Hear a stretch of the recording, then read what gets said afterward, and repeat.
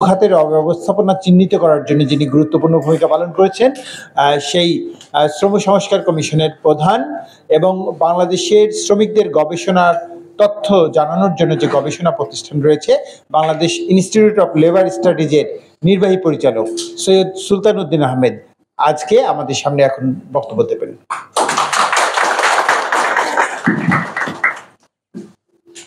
ধন্যবাদ জনাব আহসান হাবিব বুলবুল। আমাদের এইমাত্র যিনি শেষ করলেন জনাব রাজিকুজ্জামান রতন, সমাজতান্ত্রিক শ্রমিক ফ্রন্টের সভাপতি এবং আমাদের শ্রম সংস্কার কমিশনের অন্যতম সদস্য।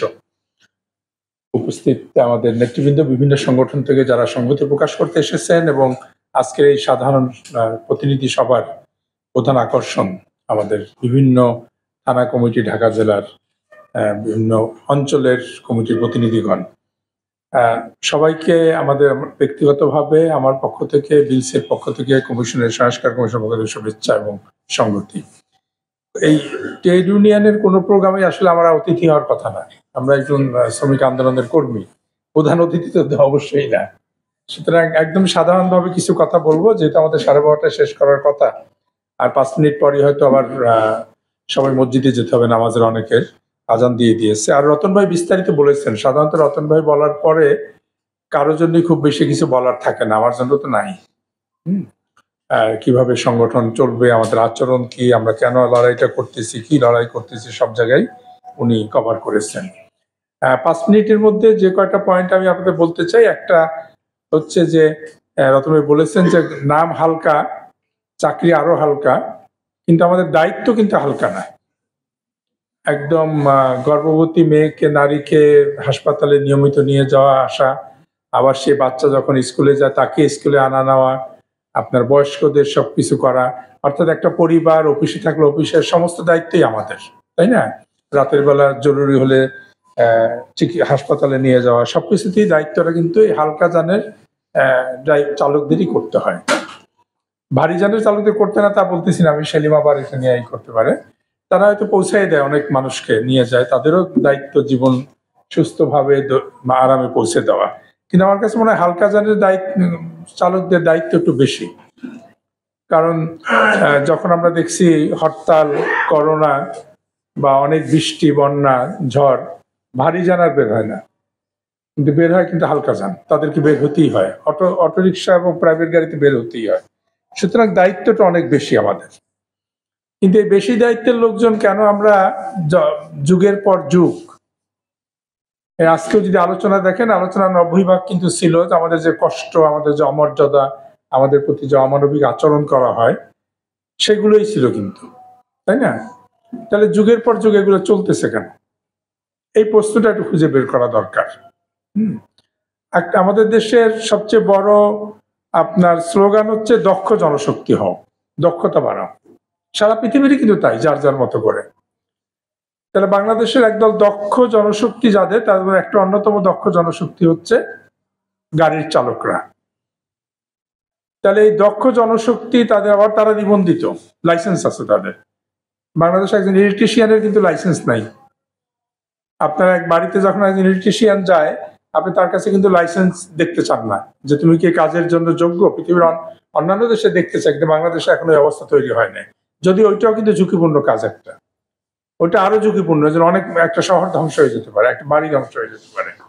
কিন্তু ড্রাইভার একদম শুরু থেকেই ড্রাইভারকে একটা লাইসেন্স নিয়ে, একটা কর্তৃপক্ষের কাছে পরীক্ষা দিয়ে লাইসেন্স নিয়ে, আমি সেটা 60 ঘন্টা হবে নাকি 600 ঘন্টা হবে সেটা ওই বিতর্কে আমি যাচ্ছি না, কিন্তু পরীক্ষা দিয়ে লাইসেন্স নিয়ে একজন দক্ষ জনশক্তি হিসাবে নিবন্ধিত হওয়ার পরেই তিনি রাস্তায় নামতে পারেন, তিনি একটা কাজ পান, চাকরি পান, তাই তো?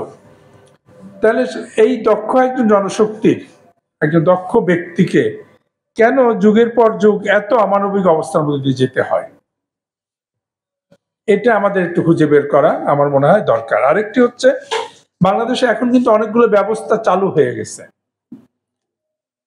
আপনার প্রতিষ্ঠান পর্যায়ে চালকরা তো শ্রম আইনের অংশই, ব্যক্তিগত প্রতিষ্ঠান ছিল যত ছোটই হোক না কেন। ব্যক্তি খাতে যারা ছিল তারা অংশ কিনা সেটা নিয়ে বিতর্ক ছিল, কিন্তু এখন তো সেটাও একটা, মানে এখনকার সংশোধনীতে সেটাও একটা সুযোগ তৈরি হবে।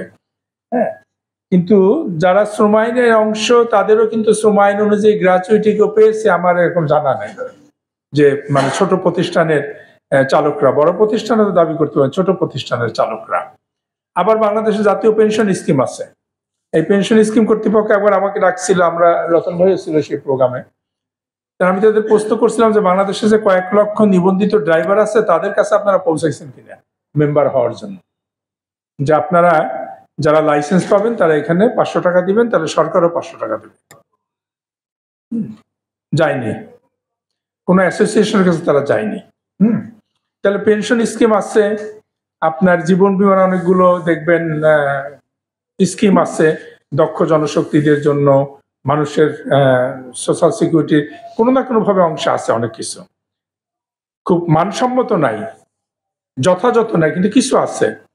আবার আমার দক্ষতাও আছে, আমি কাজও করি, কাজ করি, দক্ষতা আছে, মানুষের আমার প্রয়োজন আছে, আমার ছাড়া একদিনও চলতেছে না, কারো কারো 2 ঘন্টাও চলে না আমাকে ছাড়া, কিন্তু আবার কিছুই নাই। এই সব আছে কিছু নেই, এরকম একটা ফাঁকে কিন্তু পড়ে গেছি আমরা। এই জন্য আমি 3টা জিনিস একটু আপনাদের বলবো, আপনারা বিবেচনা করে দেখতে পারেন। একটি হচ্ছে, আমার কাছে কেন জানি মনে হয় যে আমরা একটু অভ্যস্ত হয়ে গেছি যে আমার এটাই করতে হবে। আমারে মানে আমাকে যে নিয়োগ করছেন, আমরা বলেছি তাকে মালিক বলা যাবে না, নিয়োগকারী। আমার নিয়োগ মানে হচ্ছে ওনার সাথে আমার একটা চুক্তি, সমান সমান চুক্তি। উনি আমাকে একটা বেতন দিবেন, মাসে কি কি সুবিধা আছে দিবেন, এবং কি কি আমি পারবো কি কি পারবো না সেটা বলবেন, আর আমি ওনাকে শ্রম দেব।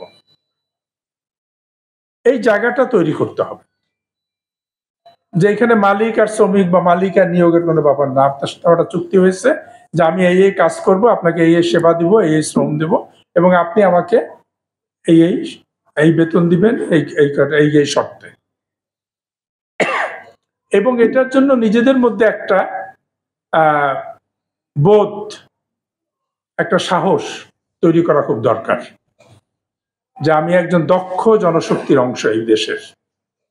আমার যেমন একটা কাজ দরকার, যার অন্যদের এই দেশের অধিকাংশ মানুষের আমার চাইতে আমাকে দরকার তাদের চাইতে বেশি। এই যে একটা বোঝাপড়া, এই বোঝাপড়া নিজের মধ্যে ঢুকাতে হবে। আমাদের যে ড্রাইভার, সে মনে হয় 25 বছর ধরে আছে আমাদের সাথে। আমাদের পরিবারের সব লোকজন খুব গর্ব করে বলে যে ও 25 বছর আমাদের সাথে আছে। আর এই 25 বছর আছে, এটা বলে গর্ব করে কেন? আমি আমার নিজের পরিবারের কথাই বলতেছি, যে দেখাবার জন্য যে আমরা খুব ভালো মানুষ, যে আমার একজন ড্রাইভার 25 বছর আছে। তা আমি যখন একটু জিজ্ঞেস করি একা একা আমার ওয়াইফকে যে জমির ভাগ দিবা কিনা, পরিবারের সদস্য তো ঠিক আছে, হ্যাঁ, তখন উনি কিছু বলেন না। যে পরিবারের সদস্য হিসাবে সে ড্রাইভিং এর বাইরেও যেহেতু পরিবারের সদস্য হয়ে গেছে 25 বছর, একদম সত্যি কথা বলতেছি, নিজের আত্মসমালোচনা, সে সব কাজই করে এবং তাকে বলতে কোনো দ্বিধা হয় না, তার করতেও কোনো দ্বিধা নেই, কারণ সে তো পরিবারের সদস্য হয়ে গেছে। হ্যাঁ, অসুখ বিসুখে বেতনের বাইরেও হয়তো তার দায়িত্ব নেয় পরিবার, ঠিক আছে, সবাই নেয়, কিন্তু জমির ভাগ কিন্তু দিবে না, তাই না? এটাই স্বাভাবিক। তাতে পরিবারের সদস্য করা ঠিক আছে, কিন্তু শর্তটা হতে হবে আনুষ্ঠানিক। আমার আজকাল সন্তানের বার্থ রেজিস্ট্রেশন করতে হয় না, আমি বললেই কি হবে যে আমার সন্তান, আমি মিউনিসিপালিটি করলাম না, জান যা ইচ্ছে হবে কি হবে না তো। আমার সন্তানের যদি নিবন্ধন করতে হয়, তা আমার চালক যিনি, তাকেও আমাকে একটা নিবন্ধন দিতে হবে, একটা কাগজ দিতে হবে। এবং এইটা একটু মনের মধ্যে আমার মনে হয় ঢুকানো দরকার। রতন ভাই খুব চমৎকার গুরুত্বপূর্ণভাবে বলছে। এর মানে এই না যে আমি তার সাথেও খারাপ ব্যবহার করব বা তার সাথে উদ্ধত আচরণ করব, আবার আমি তাকেও আমার সাথে খারাপ ব্যবহার, উদ্ধত আচরণ করতে দেব না। এই পারস্পরিক মর্যাদা, সম্মানবোধ, প্রয়োজন বোধটা আমাদের মধ্যে তৈরি করতে হবে। হ্যাঁ, এই জন্যই আমি ওই চা বাগান শ্রমিকদেরকে বলেছি একবার, যে আমাদের মনে হয় এই জিনিসগুলো এখন বন্ধ হয়ে যাওয়া দরকার। আমি খুব কষ্টে আছি, আমার সাথে খারাপ আচরণ করে, সবই ঠিক করে, কিন্তু আস্তে আস্তে এখান থেকে একটু সরে আসা দরকার। যে বলা দরকার যে আমি কাজ করি,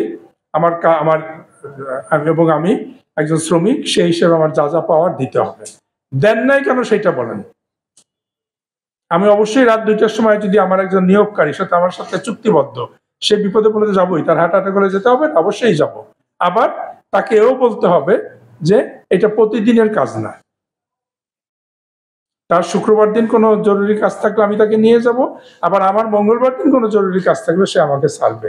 তার চাইতে জরুরি কাজটা যদি আমার থাকে, এই অবস্থাটা তৈরি করতে হবে। এই অবস্থাটা তৈরি করার জন্য কিন্তু আপনার হচ্ছে সবচেয়ে বড় জায়গা, কারণ আপনাদের দক্ষতা আছে। একজন গৃহ শ্রমিকের কিন্তু ওই অর্থে দক্ষতা তৈরি হয় না। গৃহ শ্রমিকও দক্ষ শ্রমিক, বা একজন সাধারণ কর্মচারীও কিন্তু এইভাবে বলতে পারেন, তো আপনারা পারেন।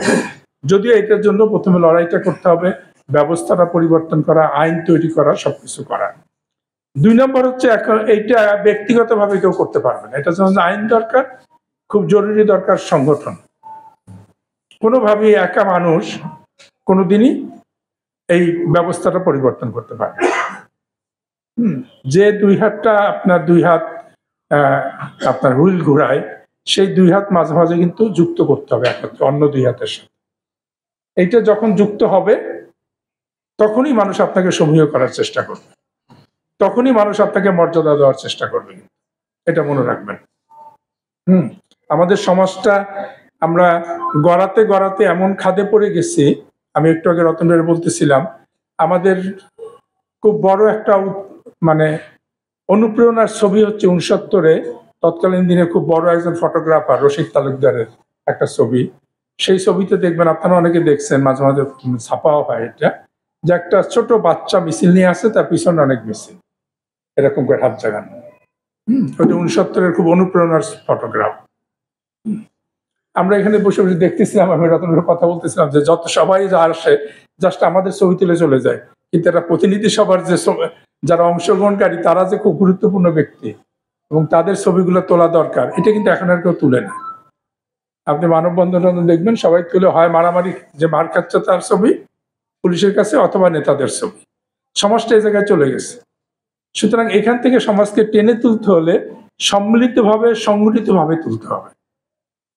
নিজেদের হাত দুইটা জোড়া দিতে হবে অন্যদের হাতের সাথে, আবার আপনার সংগঠনকে জোড়া দিতে হবে অন্য সংগঠনের সাথে।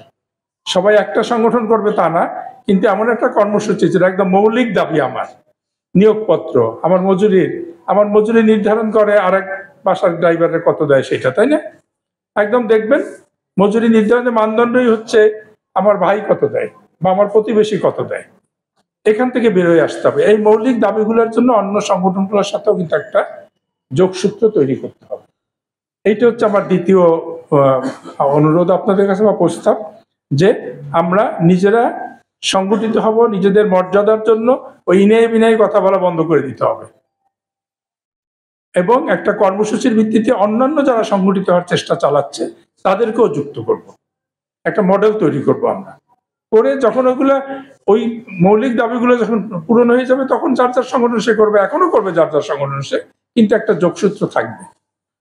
আর 3, আমাদের সবচেয়ে দুর্ভাগ্য, যেটা এখানে বলেছেন আপনারা অনেকে, যে অ্যাক্সিডেন্ট করলে ড্রাইভারের উপরে সবাই আপনার তেড়ে আসে, তাই না? ব্যাপারটা এরকমই। ড্রাইভারদের একটা প্রোগ্রামে বহু আগে, সে আমার মনে হয় 10-15 বছর আগে আমরা দেখেছিলাম, যে একটা মেয়ে বলছিল যে তার বাবা অ্যাক্সিডেন্ট করছে, সে গেছে শুনে দৌড় দিয়ে, তার বাড়ির সামনেই অ্যাক্সিডেন্ট করছে, বাড়ির কাছাকাছি, কিন্তু গিয়ে সে চলে আসছে, সে দেখছে তার বাবা পড়ে আছে, কারণ লোকজন তখন ড্রাইভার খুঁজ দিচ্ছে যে ড্রাইভার কই, এই জন্য সে আর পরিচয় দেয় না যে সে ড্রাইভার। আমার মনে আছে এখন। আর আমরা যখন রতন ভাই ছিল, আমরা যখন কমিশনের আপনার মিটিং করতে গেছিলাম রাজশাহীতে মত বিনিময় করতে, তখন একজন ড্রাইভার বলেছিল যে আমি অ্যাক্সিডেন্ট করে হাসপাতালে গেছি, পুলিশ আমাকে ধরতে গেছে বাড়িতে, আমার বাচ্চারা শুনছে পুলিশের কাছে যে আমি অ্যাক্সিডেন্ট করছি, যে আমাকে ড্রাইভার, আমি যে অ্যাক্সিডেন্ট করে নিজেও আহত হয়েছি এইটার খবর আমার বাচ্চারা জানতো না, তারা শুনেছে যে আমি অ্যাক্সিডেন্ট করছি, আমি একজন অপরাধী, এই জন্য আমাকে ধরতে গেছে। এটা ওই দিনের ঘটনা, গত বছর এসে বলেছে। এই অবস্থাটা কেন তৈরি হলো? এর একটা বড় কারণ হচ্ছে আমাদের জনসম্পৃক্ততা কোথাও ঘাটতি হয়ে গেছে। আমরা যে কাজটা করি, আমরা যে অবদান রাখি, আমরা যে শক্তি ধারণ করি, শ্রমিক কর্মচারী ঐক্য পরিষদের কোঅর্ডিনেটর বক্তব্য আপনারা শুনেছেন। একটা ইতিহাস আমরা অনেক সময় বলি, শ্রমিক কর্মচারী ঐক্য পরিষদের মিছিল আমরা শুরু করতাম, আমি তখন খুব কর্মী ছিলাম, ওই আপনার তখন ফতুল্লা ছিল না, ফুলবাড়িতে সাউন্ড ছিল না, আমরা স্টেডিয়ামতে মিছিল শুরু করতাম, যখন ফুলবাড়ি থেকে আপনার চালকদের, ড্রাইভারদের মিছিল শুরু হইতো, তখন আমরা খবর নিতাম যে ড্রাইভাররা বেরোইছে কিনা, সড়ক পরিবহন বেরোইছে কিনা। পরিবহন শ্রমিকরা যখন আপনার মিছিল শুরু করত, তখন আমাদের মিছিল মতিঝিল নিয়ে আমরা যাত্রা শুরু করতাম। সেই অবস্থাটা পরিবর্তন হয়ে গেল। এখন কি শ্রমিক ইউনিয়ন, পরিবহন শ্রমিক ইউনিয়ন মানে হচ্ছে রাস্তায় গাড়ি ধরে চাঁদা তোলে, তাই না? এটি হচ্ছে জনগণেরই, তোলে কিনা সেটা আমি জানি না, বা সেটা আমি বলতে, কিন্তু জনগণের ধারণাতে এটা হয়ে গেছে। পরিবহন শ্রমিক মানে জোরে আপনার করে, প্রাইভেট কারের ড্রাইভার মানেই হচ্ছে সে হর্ন দেয় জোরে, তাই না? স্কুল কলেজ হাসপাতাল কিছুই মানে না, শুধু হর্ন দেয়। প্রাইভেট কারের অ্যাক্সিডেন্ট মানে হচ্ছে ড্রাইভার দায়ী। এখান থেকে ফিরে আসতাম। এখান থেকে ফিরে আসতে হলে আমার মনে হয় কিছু জনসম্পৃক্ততা, কিছু কর্মসূচি হাতে নেওয়া দরকার। তার মধ্যে একটা হতে পারে আপনারা ড্রাইভাররাই একটা স্টিকার যদি তৈরি করেন, প্রচার, হর্ন দিবেন না, জোরে অযথা হর্ন দিবেন না। সাথে সাথে জনগণের জন্য একটা প্রচার করেন যে মোবাইল হাতে নিয়ে পারবেন না। এরকম কিছু প্রচার করতে করতে দেখবেন কিন্তু জনগণের মধ্যে আপনাদের সম্পৃক্ততা বেড়ে যাবে, কারণ আপনিই তো সবাইকে বহন করতেছেন, আপনার সাথেই তো পাবলিক ইন্টারাকশন সবচেয়ে বেশি। এরকম কিছু যদি কিছু কর্মসূচি হাতে নেওয়া যায়, তাহলে কিন্তু জনসম্পৃক্তি আস্তে আস্তে বাড়বে। তার মানুষ মনে করবে না এই ইউনিয়নটা তো আপনার প্রচার করতেছে। ড্রপ টেস্টের কথা আসছে, ড্রপ টেস্ট কোনো খারাপ কিছু না। বাংলাদেশের সব প্লেয়ারদের ড্রপ টেস্ট করতে হয়, পৃথিবীর বড় বড় প্লেয়ারদের ড্রপ টেস্ট করতে হয়। কিন্তু আমি কেন মাদকাসক্ত ধরছি এটা খেয়াল রাখতে হবে। আমার দীর্ঘ কর্মঘণ্টা, আমার আচরণ আমার প্রতি, আমার থাকা বসা, বিশ্রামের জায়গা, সবকিছু থেকে মুক্তি পাওয়ার জন্য এক ধরনের আসক্তিতে আমি তৈরি হয়েছি, সেটা পান, সিগারেট, যাই হোক, এগুলো ঠিক করতে হবে। আমি মনে করি, আমি অনেকক্ষণ সময় নিয়ে নিলাম মনে হয়, আমি খুব দুঃখিত। হ্যাঁ, এই তিনটা জিনিস যদি আপনাদের সংগঠন থেকে শুরু করা যায় তাহলে একসময় দেখবেন যে বাংলাদেশের 6 লক্ষ মানুষের যারা প্রতিনিধিত্ব করে নিবন্ধিত শ্রমিকের, অন্য 6 লাখ এই 6 লাখের মধ্যে অনেক পার্থক্য আছে। যে আমরা নিবন্ধিত দক্ষ শ্রমজীবী মানুষ, এই বোধ নিজের মধ্যে তুলে ধরা, এই বোধ অন্য চালকদের মধ্যে তুলে ধরা এবং সারা দেশের মধ্যে তুলে ধরা। হ্যাঁ, আপনাদের শুভকামনা করতেছি এই সংগঠনের যাত্রা আরো বলিষ্ঠ। ধন্যবাদ সুলতান উদ্দিন আহমেদকে। আমি এখন আমাদের কর্মসূচির শেষ পর্যায়ে, আমি আমাদের এই কর্মসূচিতে ধন্যবাদ জ্ঞাপন করার জন্য আমাদের কার্যকরী সভাপতি বীরেশ চন্দ্র দাসকে অনুরোধ করছি। বীরেশ চন্দ্র দাস 2 মিনিটের মধ্যে ধন্যবাদ জ্ঞাপন করবেন।